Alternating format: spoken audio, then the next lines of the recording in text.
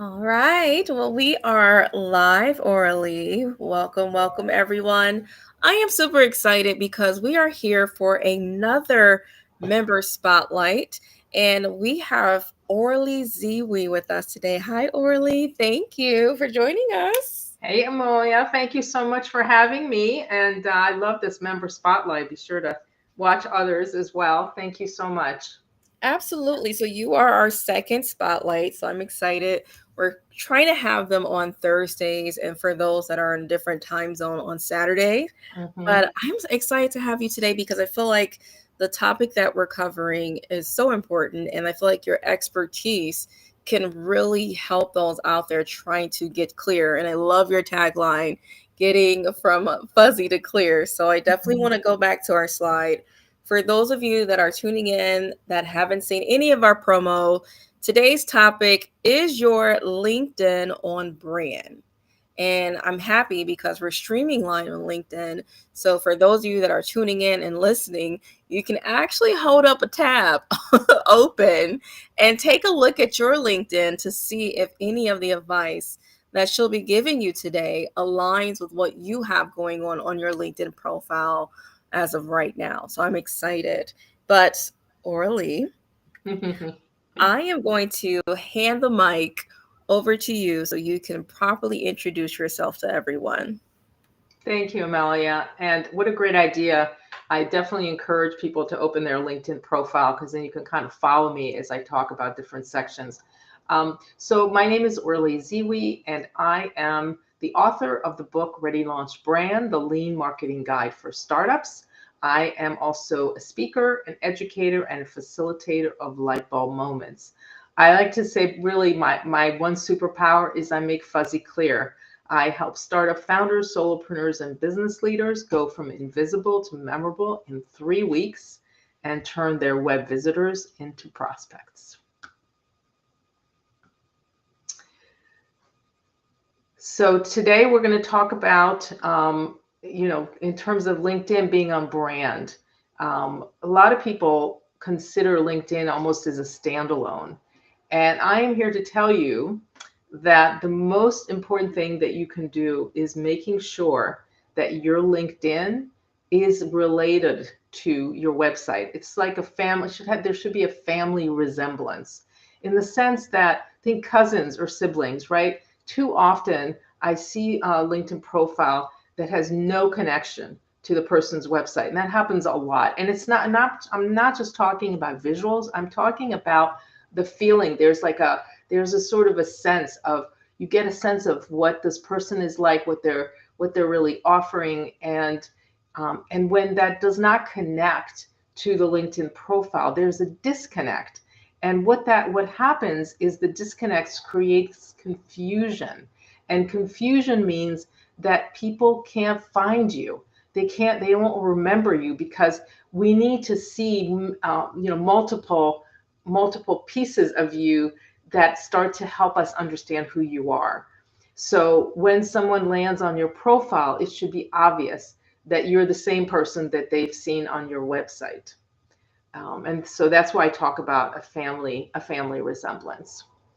Um, Amalia, are you there? Just wanted to give you a chance. No, I think she's still doing something else there. Okay, no problem. So in terms of scrolling, this is okay. This is the first thing I'm going to talk about as it relates to your profile. The most important thing when somebody lands on your profile is you want to keep them scrolling. What does that mean? It means that they keep looking down and through your profile. And what I want you to know is that typically someone spends about 5 to 7 seconds on the top part of your profile. If they don't see anything there that grabs them, they leave, they don't come back, and they don't tell anyone else about it. So think of scrolling equals engagement. And the more someone scrolls, the more they're engaging, the more they're interested and want to learn more about you. And that gives you an opportunity then to provide a way for them to contact you.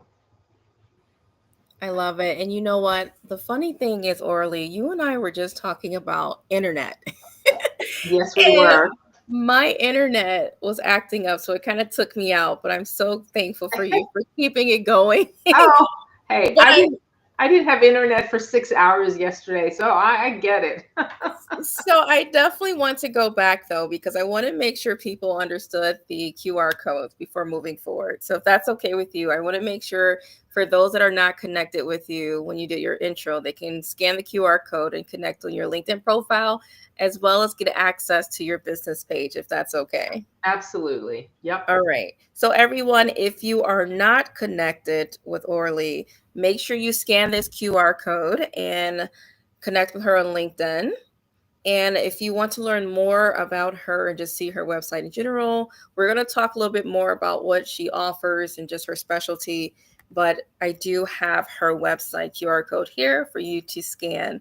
And again, Orly, my apologies. Sometimes you love technology, but sometimes it does not do what you want it to do. Oh, believe me, I have been there. I have been there. So no, no worries. Hey, this, you just have to kind of roll with it. That's sort of what we have to do, right? Absolutely. So, you know what? You can let me know if you covered it or not. But my first question to you, I wanted to ask you, what does it mean to be on brand? Because I know our main topic is if you're LinkedIn on brand. So, let us know more about what it means to actually be on brand. Did you So cover that? I You can let me did. Yes, know. I did cover it. And the quick recap is think of a family and your brand on LinkedIn should have a resemblance to your website because they're all part of the same family. And that includes other social media platforms if you have them. That you, again, every time you land on a different place where your business is seen, there should be this sense that, oh, I've seen this before. Maybe I don't remember who it is, but there's something about it that kind of reminds me. And that's kind of what you want. You want to be able to have a way for people to remember who you are because it takes so many times for people to actually even remember they've seen you, let alone remember anything about you. I love it. Now, why is it important to keep visitors scrolling through your profile? So we covered that as well, I'm so but late to the party. I am so but sorry. but it's okay. I mean, look, there are people coming in now. It's like this is fine. This is fine. I talk about scrolling. Scrolling is like clicking, right? And what it means is the more you click on someone's website, the more you are engaging. The more you scroll, the longer you stay on the profile, the more you scroll and you learn more about them. So what happens is that they start at the top because we are in a culture where we read top to bottom and left to right. So at the very top, you want to make sure that those three things that are up at the top, your banner, your headline, and your headshot, all have something about them that makes people want to keep learning about you. And that is very true because our attention spans are so like they say a 10-second attention span. I Well, love our actually, topic last time. It's 5 seconds now, isn't it? yeah, well, on a LinkedIn profile, people spend on average, maybe 5 to no more than 7 seconds at the very top part before they decide whether to keep scrolling or leaving. The problem with that is once they leave, if there was nothing that grabbed their attention, they won't come back. And more importantly, they don't tell anybody about you. That is good to know. And I feel like a lot of people do not take advantage of those features to really keep them for scrolling. That's right. So And they're not thinking about it that way. It's almost like, oh, it's just information. Let me just throw something together. And so the next piece of this, when we talk about, there's really three mistakes, three things that really, really stop the scroll. When you, again, starting at the top, your headline is full of generic terms. Coach and consultant doesn't mean anything. Um, so you want to really get, this is where I really, when I work with my clients, the first thing I look at is what is it that you do? Because even though it's your profile and I know it's about you, it's actually not about you. What people want to know is how do you help them? What do your clients get from working with you? So when I talk about making fuzzy clear, I need to connect that to something real. So my headline says taking your messaging from fuzzy to clear so you can attract more of your ideal clients and grow your business. There has to be a kind of a straight line between what you do, who you do it for, and what they get. I love the fact that people are already saying, "Can you view mine?" So we do have something special for you guys watching, and yes, we will definitely. I'm pretty sure, Uh, Orly, you can view everyone that is interested. I'd be happy to. So that's the first problem, because usually when someone lands there, even though the banner is first, people tend to look at your headshot and your headline, because those two things, that's kind of front and center. And a headshot, by the way, very important to keep it simple, to have a focus on you. Try not to have, kitchen. I've seen this, people like there's a kitchen cabinet back there, and there's lots of plants and they're kind of over your head. No, none of that. It should be, I think, of all the things that you invest in a professional headshot. It's really money well spent. And what you want is head and shoulders. For women, avoid lots of jewelry or lots of scarves, or something simple. I mean, I wear a scarf in mine, but it's very simple. And the other piece is you want your headshot to really reflect who you are. So if you're a kind of buttoned down type of person, then that's what you should look like. I'm not saying that, if you're a Hawaiian shirt kind of person, that's what you should wear on your headshot for LinkedIn, because it's still a professional network. But so headshots should be straight on, where we can really see your face. We get a sense of who you are, and that's really important. That's why a professional headshot is so important, because any good photographer will know how to get that out of you. And then the last thing is the banner. And the banner, people don't realize that it's actually really expensive real estate that's wasted. I see this all the time. Most people don't use the generic blue, but I was actually talking to somebody recently who literally has the blue banner and did not even know she could change it. So, and she'd been on LinkedIn for a while. So, it depends, but here's what your banner should do. It should highlight something key and core about your business. So not telling me everything about you, but telling me enough so that I understand this is the work that you do. So my banner focuses on the fuzzy to clear. And I do this, I found this really great photograph of I'm doing a real close up of an eye chart. And then the tagline there is, focus your brand. And that just tells you a little bit about, if my brand is not clear because I'm making fuzzy clear, that's what I can expect. So those are the three things. Now I have a question. Great job at talking about the profile photo. And sometimes everyone say professional, and here I am in a football jersey, but everyone keeps telling me because it's branded and Monday Night Coaching and Yeah, no, Monday Night Football. It makes me feel a little bit better. Everyone's like, okay, you get away with it. right. But I do agree. I did make sure though, because I was going for that type of branding, I made sure to get a professional headshot with the jersey. So Yes. it can still look professional. And by the way, I'm not suggesting, you should be wearing pearls and, the perfect jacket or whatever. It's just that what I see a lot of times is that people put a lot of stuff in their background. It's just really busy, or they've got lots of things going on around them. And all we want to know, like the thing I like about your headshot, Amalia, is that it's so you, right? I mean, the headshot is meant to be, it's meant to give me a sense of who you are, because at the end of the day, that's who I'm working with. So you want to be yourself, but kind of like your best self. I agree. I 100% agree. And I love And the football jersey myself, so oh, I think it's great. thank you. When I go places, and I love the business. I feel like, since I work in corporate anyway, I feel uncomfortable. I like the blazers, but when I'm out and networking, I Mhm. feel like I show up more confident in that style. If it's like a black and yellow shirt with the logo, or a jersey and some really nice tennis shoes.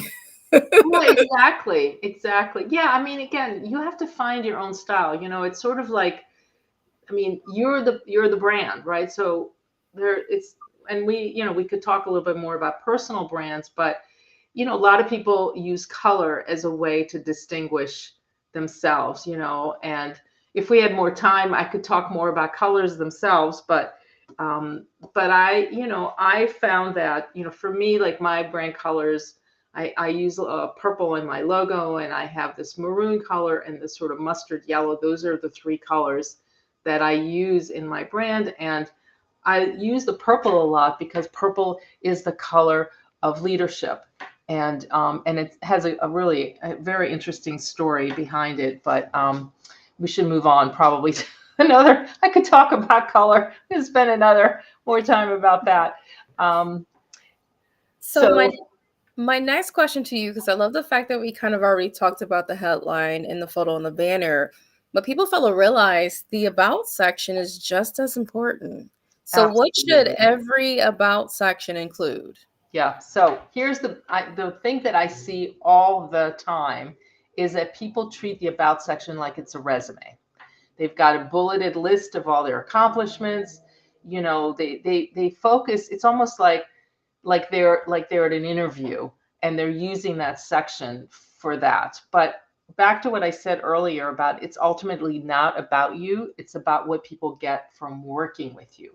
So I've developed a framework, and the framework is, there's 4 paragraphs. It should be very short. This is not a thesis, and again, not a resume. Don't do the bullet points. I mean, that's where there's other sections in the LinkedIn profile where you can put some of them. That's where you have your where you can put like things that you do that people can then endorse, right? Those endorsements. That's where you can put those things. In the about section, you start with kind of who you are, a little bit about your background, and kind of how you got to maybe to this work. If you're passionate about a certain thing that is then integrated into your business. Like, you want people to start with, they want to know who you are. Then they want to know what you've done. And so the second paragraph, I like to have people, and I do this for myself as well, is kind of show how you, so for me, making fuzzy clear, what does that look like for a client? And so I talk about that. I talk about what that looks like for a speaker who I've branded. I also then talk about what that looks like for a founder, a startup founder, and in terms of kind of how they established themselves by clarifying who they were, and then you end with something about you, like if you're involved in your community, you're a volunteer. I'm a mentor for Founder Institute, and that's important to me because I like supporting growing new businesses and help them in those early stages. So again, something that helps people understand, oh, this is someone who's a mentor, or this is someone who volunteers, or who's maybe if you've gotten any awards, if you have a very extensive or very important academic piece of your brand, then yes, I would put where you've graduated, especially if you have a PhD, from a higher ed institution that's well known. But it's not necessary. Everyone's different, and there are people who don't have degrees, and that's okay. You've done other things, so you want to think about, again, it's sort of giving a rounded picture of who you are without getting into the weeds. And then the last thing I want to say, which is the thing that people forget all the time, which is, please put a call to action at the end of your about section. If I'm here reading about it, it is the perfect time to have something where I can go and schedule a time to speak with you. So don't lose that opportunity, because that's really important. I just went to my profile to verify that I had one on mine. But How do you feel about the profile links? Because you know how when you do put the call to action Yeah. in your headline, do the link does that call to action go hand in hand with the actual link on the profile? Yeah, that's a good question. So I have a discovery call, and that's the link that I put in the profile, and it's also in the about section. But you can add something else. Like if you have, again, it depends. If you're a speaker, you're going to want somewhere you need to have a speaker sheet. Um, Not in the about section, that would be later in your profile. But that's an important piece that, obviously, if you're not a speaker, you don't have that. But I would say, think of something almost like, something that you could give in terms of time, whether it's a discovery call, whether it's just a 15-minute uh, audit or review. It really depends on you. But normally I would think, yes, that you would want to have the same in the front. Again, because you're reminding them, oh, I think I saw that somewhere. And then I go through your about section, there it is again. So it's kind of a nice reminder. Um, should I take there's questions in the chat? Yeah, there we go. Hi, Chris. Nice to see you here, or hear you, I guess. We're not seeing anyone. Um, this is a really good question. No, it does not. In fact, if it sounded like I was suggesting that it should be formal, that is not what I meant. What I meant is that you should look like who you are, but kind of like the cleaned up version, right? Not like, obviously, but yeah, relax. Like, for men, I would say, you don't need a suit and tie. You can just have a shirt or polo shirt. It's fine. It's totally fine. But the important thing is it should look like who you are, and who you kind of the projection of your personality. So when people meet you or they see you on Zoom, it's not a completely different person that's on the headshot. I love that he was very authentic in this comment because a lot of us, I feel like when we first show up on LinkedIn, Yeah. we struggle with that professionalism side of us and then who we are as a brand. Like for the longest before I felt comfortable in showing up in my bubbly, like you always hear me laughing or being like, I show up as my personality now. Exactly. But Yeah. before, for those that were connections with me, I had this very blazer and I looked very like Mhm. stiff. So I would say, Chris, I would definitely say match your personality, who you are as a person. Like one thing I love like Andy Foote, I love Leah Turner. I love like those individuals that just show up to where their personality is their brand. Like she has like tattoos and do not care. Like she show her tattoos. She is a LinkedIn professional with tattoos. So it's all about you being comfortable with who you are, like you mentioned, Orly, and just show up in your best professional way, if that makes sense. It's like a balance. Yeah, and it's funny because I see, Chris and Zakia. This perception thing is, it's all about perception, right? Because we're not meeting you in person. We're seeing a picture of you. We're reading about you. We're seeing something about you. The goal, I believe, on LinkedIn is to help people get a sense of what it would be like to work with you. And that's true on the website too. It needs to feel like you're kind of experiencing working with you before you get to work with that person. So you want to really be mindful about what is it, the experience that you want people to understand they will have when they work with you.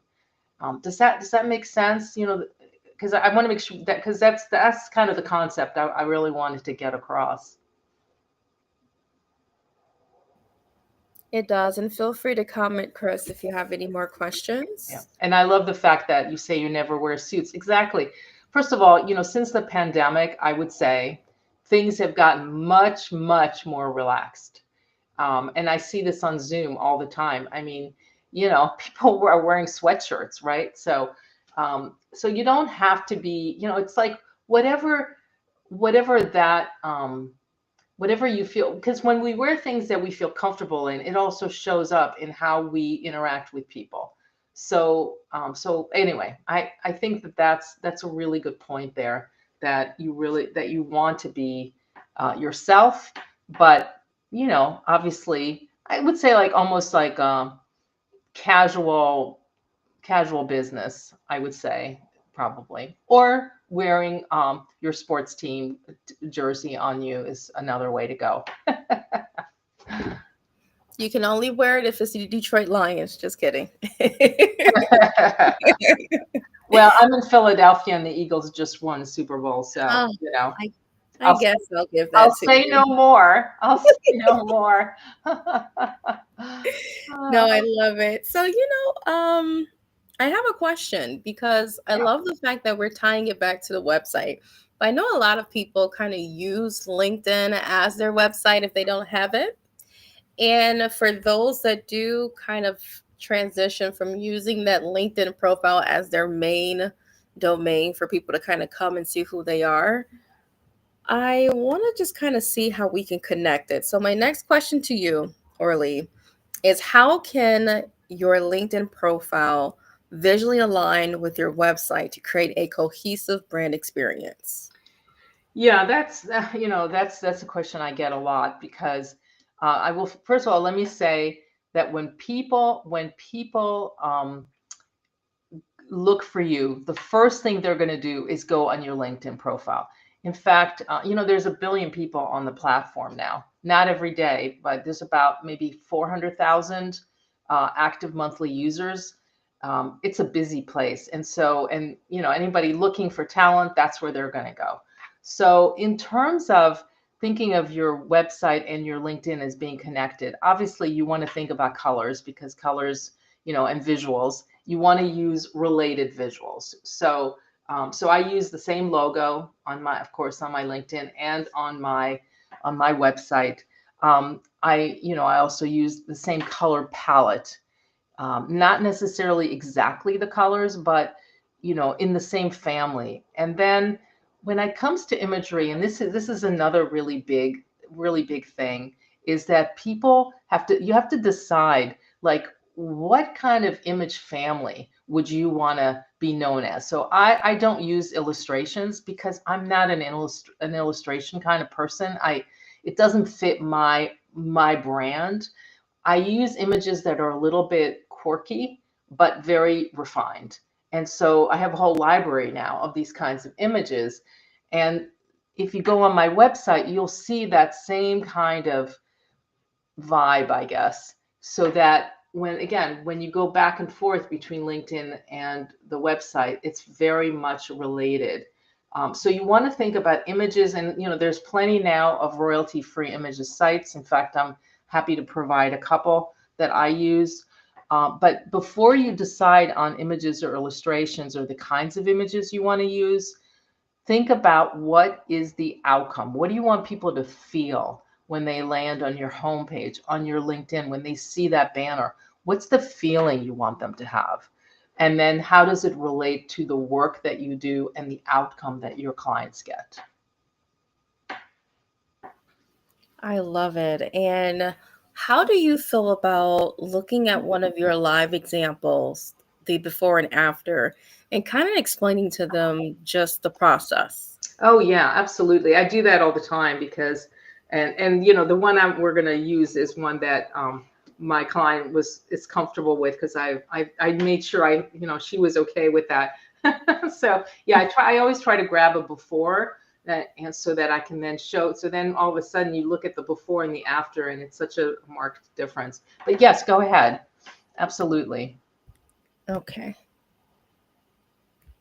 Let's see. Did it appear for us? Is is it going to be in focus, or because usually they're in focus, guys. I was say, what does it look like on you guys' screen? My apologies. It's totally out of focus. Okay, let's go back here. Yeah. We Although, don't want that now. Okay. yeah, And let's see if I were to. Usually I have these preloaded before the event, everyone. My it's deepest apologies, but we're going to make it work. Amelia. Yeah, you know what? It's fine. It's really fine. The thing. So Okay, let's. while Amelia's getting this Ah, together, yay! It worked. Is it working? Oh, there we go. Can you Okay. guys see that? Okay, Yes, perfect. it's perfect. All right.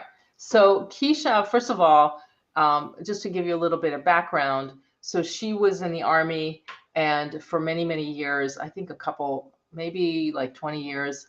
And then when she left the Army, she found it really difficult to enter civilian life, and she didn't find any support for that.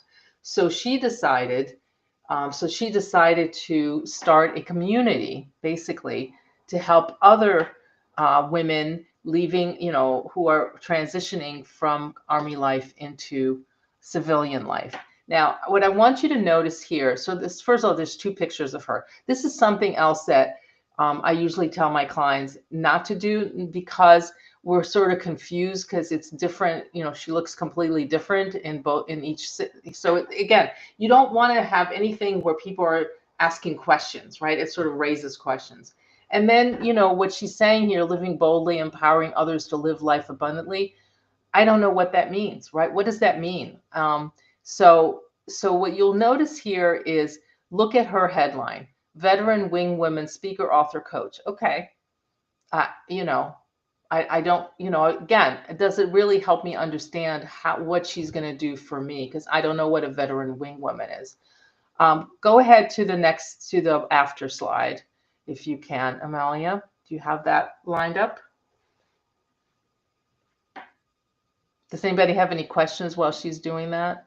I'm looking at the there we go.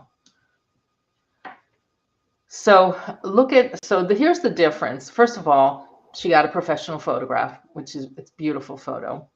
And because she's building a community, I wanted to, we found an image that showed people, right? Because not where you can't see them, but just the idea that there's a lot of people in this community.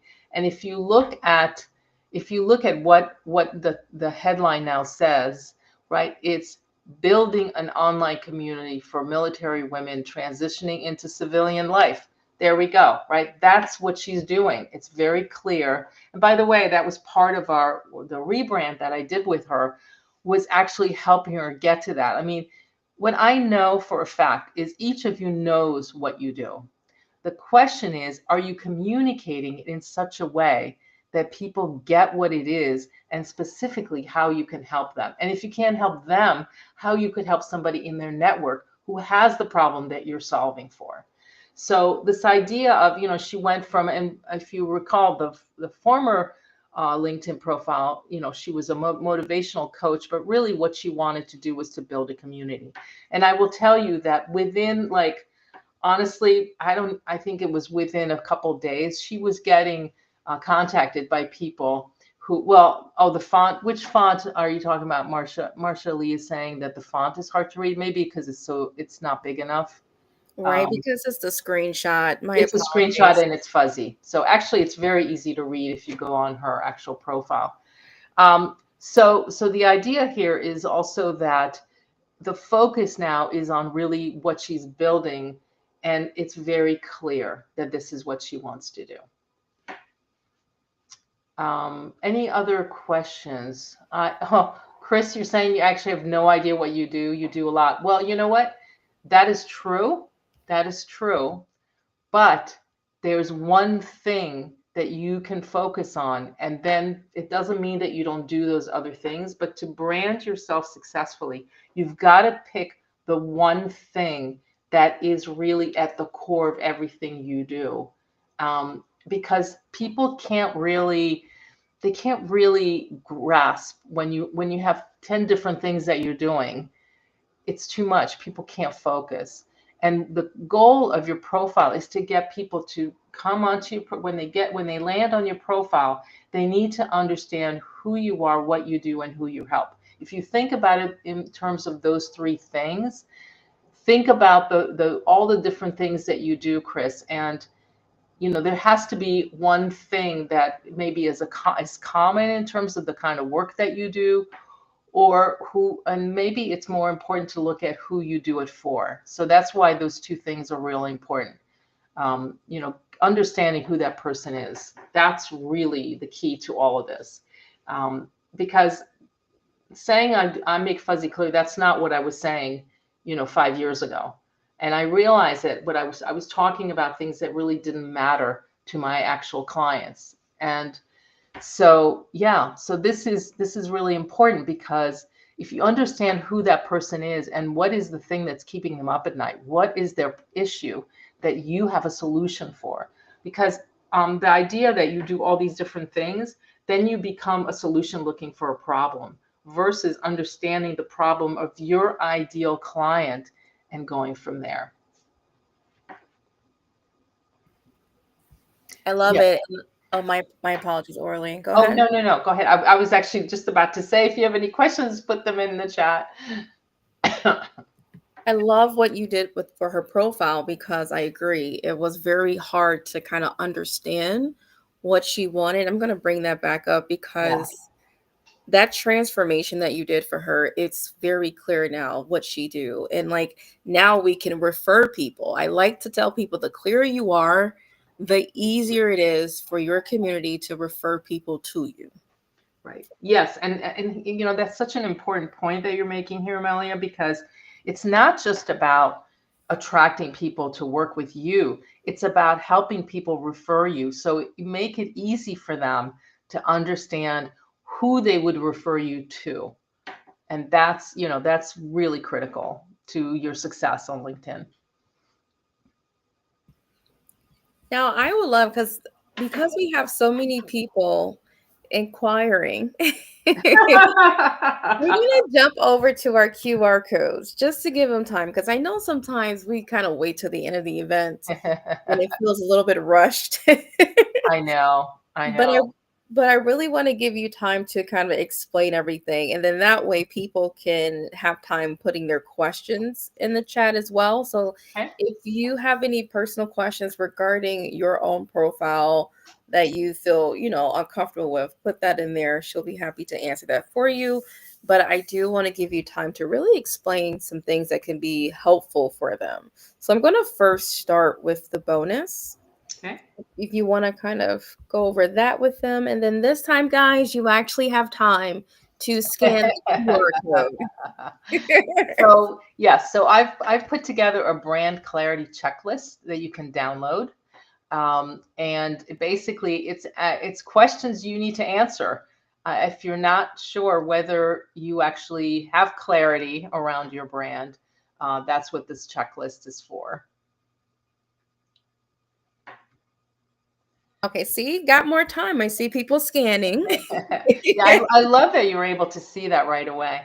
Um, Yes. but I mean, these are questions that I ask my clients, and what's interesting to me is how often people really don't even know the questions to ask, which is why I decided to put together this checklist. And for me, the reason I talk a lot about clarity is because the clearer you are about who you are, who you help, and what they get, the easier it is for you to communicate that, the easier it is for someone to understand what you do and how you can help them. Because what tends to happen, and this is everyone does this, so you're not doing anything different than everybody I've ever worked with, which is when I ask somebody what they do, they talk about what they do and how they do it.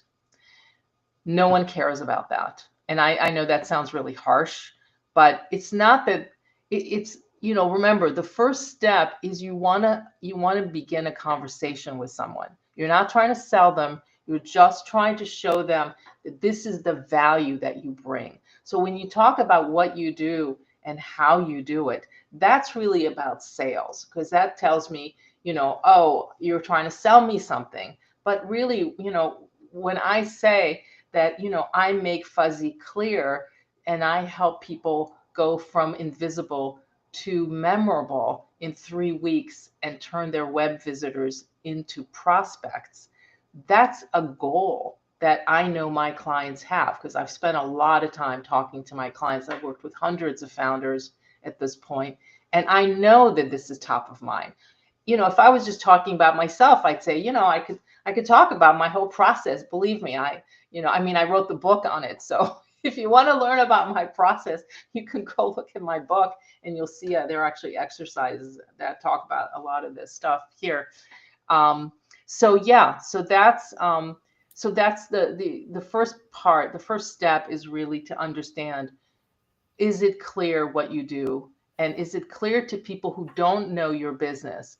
Do they see how they could work with you, or how someone in their network could use your expertise? Now, I love something else that you do for your clients. And I'm going to ask the viewers or people that's listening in to let me know in the comments. How confident are you in your elevator pitch? Oh, Because that's a good one. That's a good one, Amelia. yes, because when you're networking or when you're like guest speaking, when someone asks you to, like, you only have a short amount of time to You have really, 15 seconds. yes, can you achieve it? So I want to actually ask you, Orly, Yeah. before I go into your next QR code, for those that really don't understand, what is an elevator pitch and what should it look like? So again, it's really the three part, right? I do this for this type of person to help them achieve X, right? So basically, this is what I do, this is who I do it for, and this is what they get. And you want to focus. I always start with the transformation part. What is the transformation that working with you achieves for your clients? And Marcello is saying he's got it down. Okay, great. Do you want to put it in the chat? I was just going to say that. Let's see your elevator pitch. It's it, Everyone, put yeah, your there you go. elevator pitch. I'm just doing the one, and we're not gonna, do a whole and I call it switching the pitch, but I'd love to see what your pitch is, Marcello. So please go ahead. Yeah. Now, for those that feel like, and Chris, I'm not putting you on blast. I had the same issue when I first started. For those that are multi talented or may have multiple things that they do, having an elevator pitch seems harder and harder. And one thing I love about Orly is that she has a clarity hour, and not just, you know how you have something where it's like, oh, you're going to get it. She actually audit your what you have going on and then also help you with your pitch. But I'm going to let you explain it more about your clarity hour, Orly. Yeah, I mean, typically, I'm offering this just for this. Typically, I do a clarity audit, and that's a 1 hour.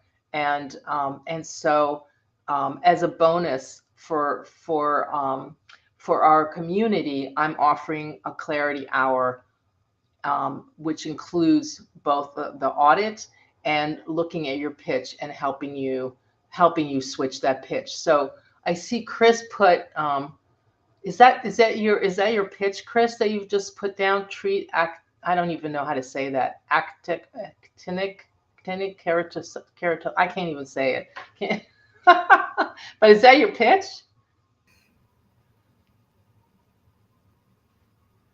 Green energy tech. Oh, at scale, rapidly deployable anywhere in the world. Okay. Yeah, and you know what? I will tell you that the thing that I see here is it's very wide, but it's not specific. And I'm sure that if we were to chat and if we were to work together, even, if we were to do this clarity hour, I could help you get it down to something that would resonate with the person that you most likely would want to work with. And this is, I think, another aspect of it. He's laughing. Why is he laughing? I don't know. Because it's easy to talk about. We do this whole big thing. I have a lot of people say, well, everybody could use what I do. Well, that's very true. But everyone cannot be your client, and you don't have unlimited marketing dollars to attract 100,000 people. Most likely you've got a small group of people. Okay. Oh, I got you. Oh, so Chris, so you're in the fintech space. I get it. um, so then it's interesting, because the thing that I see Chris mentioning reminds me that there's two groups here. There's users and buyers, and often when we're promoting ourselves to a client, it may not be the user, it may be the buyer, and then the user, right? So if you're like, for instance, I'm assuming that you also work with, whether it's hospitals or health group or health care groups, or large organizations, but ultimately what you do is helping the patients. Have I got that right, Chris? Medical technology, yeah, got it. AI, interesting. Yeah, I mean, we're all about AI, green energy. Got it. Okay, there's a lot, Chris. I would say, and I love the fact Orly is in our community. And I want to just say this as a full disclaimer for everyone watching. Even if you're not right now a member of the Audio Leadership Club, if you're tuning in, you still have access to the link for watching. So if you're watching right now, or if you're going to watch the replay, everything that she's doing special for us right now, whether you're a part of the community or a viewer tuning in, it will be available until midnight. So that's why I'm kind of taking more time to put the QR on screen, because she was very generous to do the clarity hour for us. So if that's something you're interested in, I would say definitely scan the QR code. I will also put the link in the comments. And then another thing too, if you're not ready for a full one-on-one clarity hour and you kind of like the community aspect, she has a workshop too. Are you okay with me showing your QR code for your workshop? Sure. It's actually, I'm always hesitating. Is it a workshop webinar? But it's next week, and it's a 1 hour webinar. And it's basically, you're going to walk away knowing how to build your elevator pitch.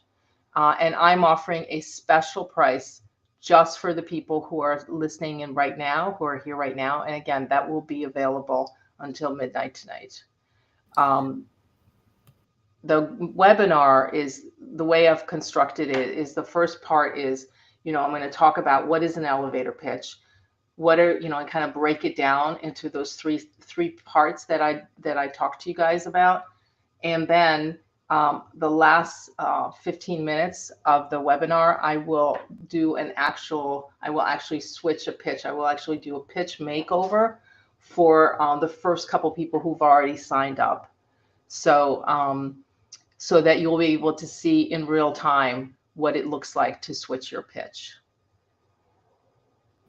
I love it. And I'm going to go through some comments to give people time, leave this on the screen. Orly, is there anything that you feel that we didn't cover tonight that you think is important for people to know when it comes to their brand?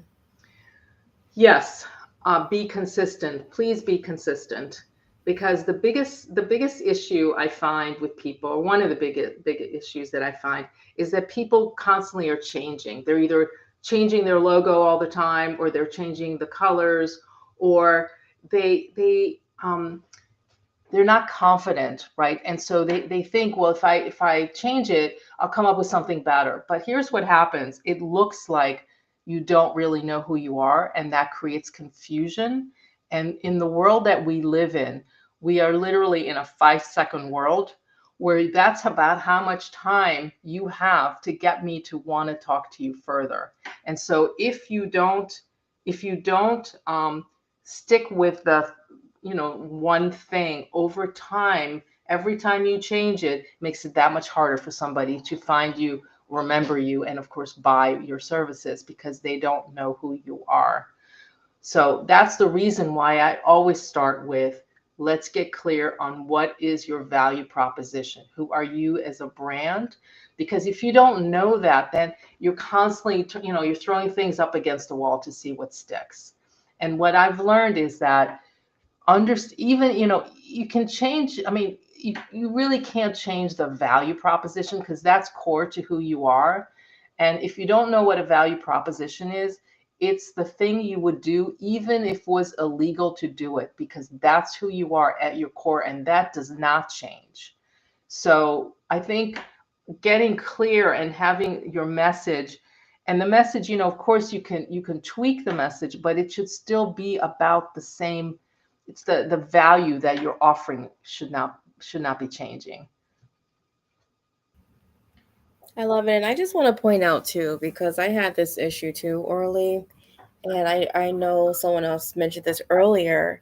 If you're someone that has multiple skills or could offer more than one type of product or offering, it's good to start off to being known for something, right? So right now, the Yeah. funny thing is, so I'm a LinkedIn business coach, right? But all of you know me for what?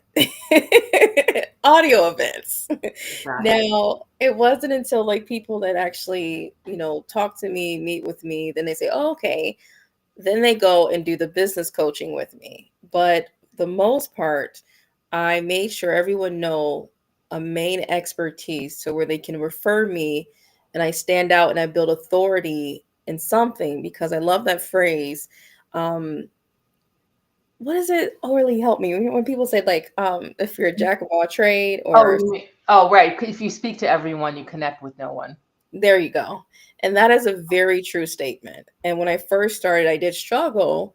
But when I kind of niched down and narrowed down and people started to identify me, my expertise became known. I became trusted. And then my other talents start to show. Right. And also, by the way, if you want to, you're hilarious, Chris, you're really funny. Um, I want to just really quickly, I'm looking at Marcello's elevator pitch, and I do want to respond to that. So just hang on 1 second.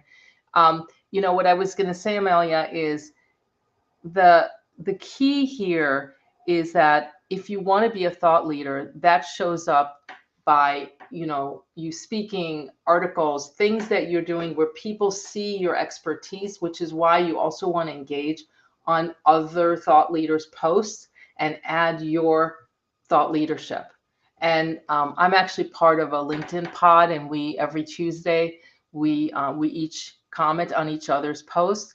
And what happens over time, people start to see, oh, yeah, this is what you do. And wow, this is really interesting. And then, it's a way, it's almost like, part of your funnel of like helping people see your expertise again without being about selling, but it's really about sharing your expertise and showing people how you solve a problem.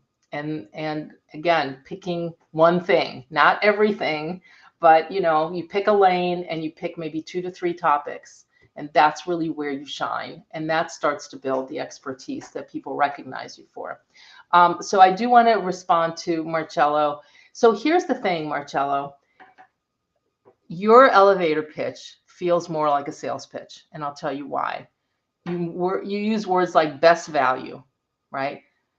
And reliable, environmentally responsible company. I would assume that you're a reliable, environmentally responsible company because that's the business you're in. So I would suggest, and again, if you want to talk further, please book an hour with me, because I would be happy to help you change that, or come to my I'll come to my webinar, because you'll see how it's done. What you really want is to focus on who is that person that you're talking to. Are you talking about consumers? Are you talking about organizations? Are you talking about companies, corporations? Think about who is that user versus buyer. And ultimately, you want to focus on the transformation, not how you do it. This is all about how you do it. It's almost like you're trying to convince me that you're reliable, environmentally responsible, and you're providing simple solutions. I don't know what that means. I don't know what a simple solution is, right? I'm sure there's one thing they get out of this that they don't get from someone else. That's what is going to get people to go, tell me more. And ultimately, your elevator pitch needs to help me say, tell me more. I agree. And it's very true when people say people don't really care about you, they care about what you can do for them. Absolutely. Care about the Absolutely. transformation, they care about the solution, they care about if you can help them implement to get results.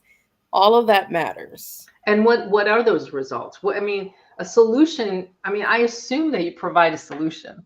And like I said, I assume that you're reliable, otherwise you wouldn't be in business. So you want to stay away from any adjectives that are more about convincing somebody, and focus more on, again, the outcome. What does it look like when I have a solution, and what does it do for my company, my organization, right? That's really what you want to focus on.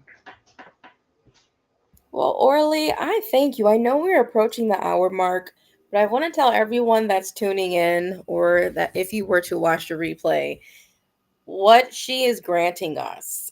If you were to scan the QR code and see the discount that she's offering our community right now, it's worth it for you to just attend and get more of her gems so you can completely get clear and have a solid elevator pitch. And for me, for those that know me, I am not a person that spam or sell to you, but if I find something that is valuable that can really help, I do promote it. I do push it out there. So I can definitely tell you guys that Orly is the type of person, like even right now during a free event, she wanted to take the time to help. So if you want the full version, I would say definitely scan that QR code and take full advantage of the discount that she's offering, because after today, it will go back to its original price. So I just want to make sure you guys get access to that. Thank you, Amalia, and thank you so much for providing this opportunity. I think doing a member spotlight is a great idea, and as I said, I look forward to attending other member spotlights because it's a great way to find out what people do and learn more about them. Absolutely. And because this is a member spotlight, I know you guys hate me when I do this, but I would like to just do some highlights and give you some kudos. So I did see that your book was ranked number one on Amazon, new Well, release. yes, number one new business book release on Amazon. It was actually endorsed by Seth Godin. Congratulations. You're Thank going to have you. to put your book in the comment sections too. I'm looking forward to diving into Will that. do. Will do. And as you know, I'm working on my second book. And I actually have a book page on my website, so you can actually go there and you can go to purchase my book and you can read some of the endorsements that my book has gotten. But yeah, um, thank you, Well, Chris. Thanks for coming. well, well, congratulations, everyone. Before we leave, I just want to rotate the QR codes one more time, just because I think it's important to make sure everyone have time. So I do want to go back to the clarity hour because some people do prefer that one-on-one instead of just the group setting. So if you want to do the clarity hour, she do a 1 hour, including the clarity audit and the elevator pitch. And then she have her webinar coming up March 11th, everyone, at noon, correct? Eastern Yeah, Standard Time? Eastern Standard Time. Yeah, noon to one. Okay. And then if you did not catch the bonus, be sure to download the free brand clarity checklist.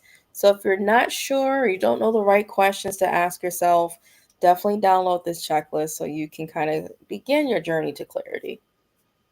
Exactly. All right. And if you're not connected with Orly, shame on you. Just kidding. Just kidding. Scan the QR code and then make sure you connect. And this is part of my personality, everyone. My apologies. Oh, there's nothing to apologize for, Amelia. I think you're the cheerleader for this community, and I love that about you because you really want to see people succeed, and I think that's what makes this community so special because it really feels like people are there to support each other. Absolutely. And one thing I've noticed on LinkedIn, there are so many hidden gems out here. And the fact that we don't have enough cheerleaders out there to really just push that talent out there, because we all have something that we can offer that can help one another. Absolutely. Yep. Oh, and I do see Dr. Marcia. Hi, Dr. Marcia. How are you? Oh, you know what, Orly? This is another person you can connect with. Absolutely. Yeah. And I'll go back and I'll look at the comments and then I'll reach out to you guys individually. I'm already connected with a couple of you. Um, and Marcello, I know you sent me a LinkedIn connection request, so I'll be sure to accept that. Yeah, and I put it up again because I don't know Dr. Marcia. She's also hosting a webinar too. And the cool thing is she's giving us a special discount on that too. So make sure you guys take advantage. It is active until noon. Oh, I'm sorry, noon, midnight. I need to go to sleep early. It's active until midnight, and she's doing that for our community. So I just want to say I love our Audio Leadership Club community. I thank all our leaders for just doing these special things to add value to the different communities in our community personally. You don't have to do it, but the fact that you do means a lot. And for those of you that are not part of the Audio Leadership Club, we usually have a waiting list, but now is your opportunity to scan that QR code and join. If you scan during this event, you actually skip the waiting list and you get access to all of our past master classes, all of our discount. You can see the post that I'm going to actually post in there, all of Orly's links and things like that. So, and then of course, you can host a member spotlight so we can highlight you once Orly helps you get your elevator pitch clarity you need. We can showcase that clarity to the world. Absolutely. Yep. I'd love that. That sounds like a plan. That is awesome. Well, you know what? I do have some amazing members coming up. So I would say if you are a member of the Audio Leadership Club and you're watching and you have not scheduled your member spotlight, be sure to use the link in the community and schedule so we can highlight and shine a light on you as well. Well, I'm not going to take up too much of your time, Orly. I know it's after 7 our time. So everyone, I'm going to allow you just a little bit. If you have any last questions for Orly before we shut down today's live stream, feel free to put them in the comments now. Orly, thank you so much. We appreciate you. And then I will actually be at your webinar. So I'm looking forward. So hopefully I made the first 5. You did. Yes, I'm looking at the first 5 to try to highlight their Okay, perfect. elevator pitch. So, yeah. Awesome, everyone. Well, everyone have a great rest of your day and take care. Thank you so much for having me. And thank you all for your questions and your participation. Appreciate you. All right. Bye, everyone. Bye-bye.